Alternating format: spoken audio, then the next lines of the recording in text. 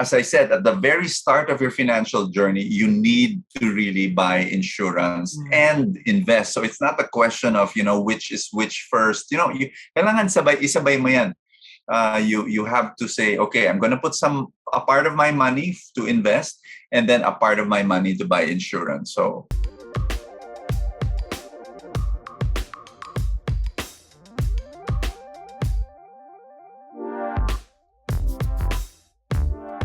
basics muna, kung wala kang basics ng stock market, for example, or mutual funds, tapos gusto mo mabilisan, crypto, I think it's the wrong approach. Philippine stocks, crypto, US stocks, being the staunch entrepreneur, author, speaker, investor that you are, importante pa rin ba yung life insurance? Kung madami ka ng ipon, tsaka savings, tsaka investments, is that still important? Maybe not as important when you're starting. So when you're starting, wala ka pang pera, I will recommend that you should have insurance because if something happens, tapos wala ka pang pera, and then kawawa naman yung mga dependents mo. So yes, you have to have that at the start of your journey. Very important. At the later part of your journey, you already have, you're supposed to be quote unquote self-insured in the sense that you do have some funds, and that if God calls you home, then your kids, are cared for. But you can use insurance for other purposes. So for estate, so bahaling insurance to pay off the estate taxes, and you can have insurance so that any kind of hospitalization, any kind of even the burial, funerals, whatever, we don't like talking about it, but we have to. That insurance is there. So maraming mga ibang purposes ang insurance. So just that small thing that I share to people. And I think it's also the responsible thing to do. It's not a lot of people don't want to talk about it, but we can't control the future, but we can control how we can be responsible towards somehow hedging the risks that are attached to it. And I mentioned this over the past few weeks. We had Rex Mendoza and Randall Chongson also in the show, and we've talked about Sing Life. It's a feature also inside GCash. What are your thoughts towards it? Because interesting, they have something for dengue, and they also have something that will replace your income should something happen to the breadwinner. My question is, there's a lot of insurance. Sing Life is new, There's a lot of insurances already na nauna that have different products also.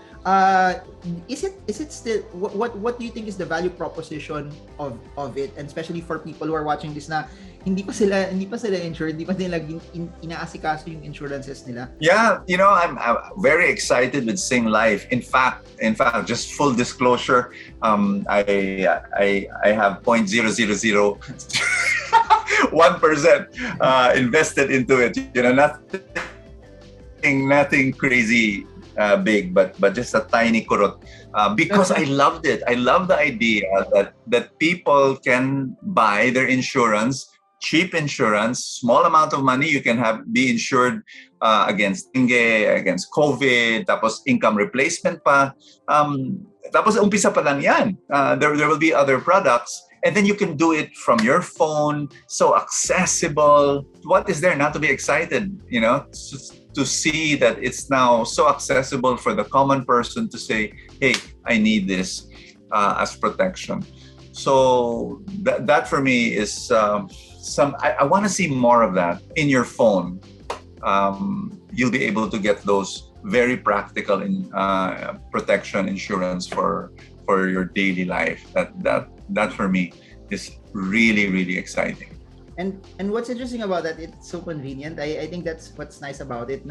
We've been talking a lot about GCash over the past few minutes, but what makes it nice is everything's there. Your cash is there already. That's, of course, may G invest also then if you want to enter into mutual funds as well. But you now also have a chance na you have an ecosystem that hindi ka mabilis matitempt. I think that's what's nice about it. Kasi ang daling gastos pag GCash, ang daling mag-transfer, but it allows you also to somehow force save. If you want exposure to equity funds, the G invest, and then it allows you also to segment and get an insurance as well. That's right. You know, Gcash, like anything else, there's good and there's bad. You know, like all of life, diba? So you have, it's the individual now who has to say, okay, I've got money in Gcash. Will I spend it? Will I gamble, or will I actually secure my future through insurance, through investments? So yeah. How would you segment it also? For example, people who are starting out and then people who are maybe in their 40s also. What should be like a proportion of income that they should put in pagpasok? Should they double down first on investments, then yung natira insurance, or should it be the other way around, that okay, since it's hedging, I do insurance first, then I do investments after, or equal yung proportion? Because I'll just share this first before we discuss further. What got me into the stock market was insurance. I invested into a VUL na balance fund, and then it tickled my interest. It somehow allowed me na ganun pala siya. Hindi pala totoo yung sinasabi ni ibang tao, pag naglagay ka ng 5,000 pesos, pwede mag-zero kasi very risky siya. And yun, sabi ko, I'll try to take this a step further and start to invest. What's your take on how people should segment their money towards it? You know, we have the similar story, Marvin, you know. So I started with a VUL many years ago, didn't know much about it, you know. Sige, okay to, may insurance, may investment ka na. And then later on, someone I met, some financial teacher said, ito yung the world of mutual funds, you know. So may balance fund, may bond fund, may equity fund. Iba-iba pala.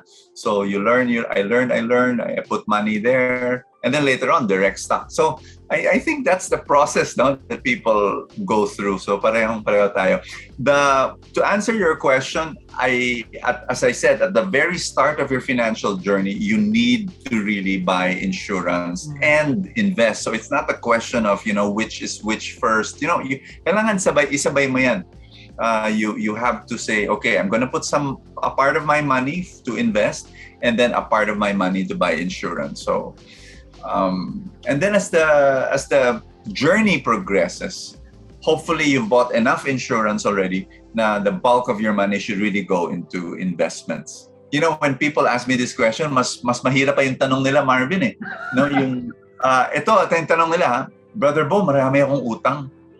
So, babayaran ko ba lahat ng utang ko muna, and then I will buy and then I will start investing. You know, may logic, 'di ba? May logic sila eh. Pero I tell them, isabay mo. Unless loan shark yan, and the loan shark is gonna kill you and all of that. I mean, hello, obvious reasons you have to prioritize that. But kung, you know, it's regular debt, and then should you do both? My answer is yes, because investing is a learned skill, you know. Ang hirap hintayin mo, bayaran ko na lahat ng utang mo, and then I'll start investing. I think you should do both. I think you should be able to apportion a part of your income to debt repayment and a part of your income to investments, and then gradually, hopefully, you know, you go into zero debt. That's the goal.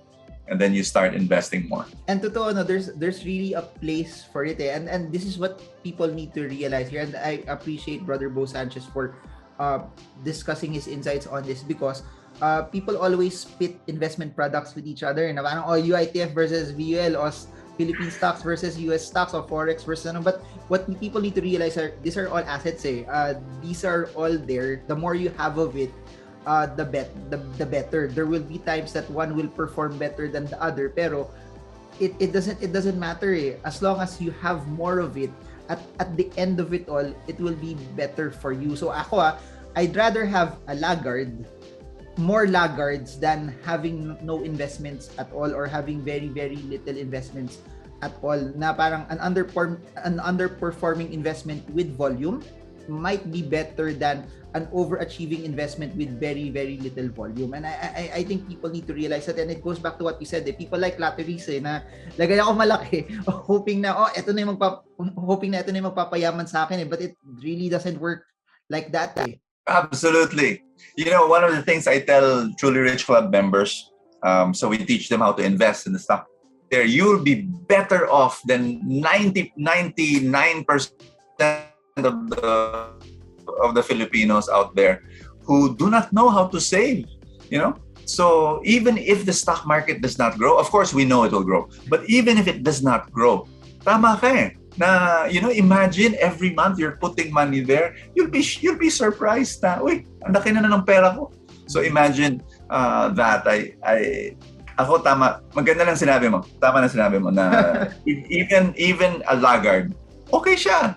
It will be great for your long-term wealth. If that laggard, and you put what you said earlier, patience, and then long-term, it cycles it. So the laggards today will be the ones that will be leading later on eh. And maganda yun, habang laggard, it's not moving, you buy it cheaper, you get to get larger amounts of volume as well, and you get to accumulate actually more. So I think there's so much excitement to see something go up quickly, but what they don't realize, when it goes up quickly also, you don't get to have as much volume as you want, especially if you're playing the long game.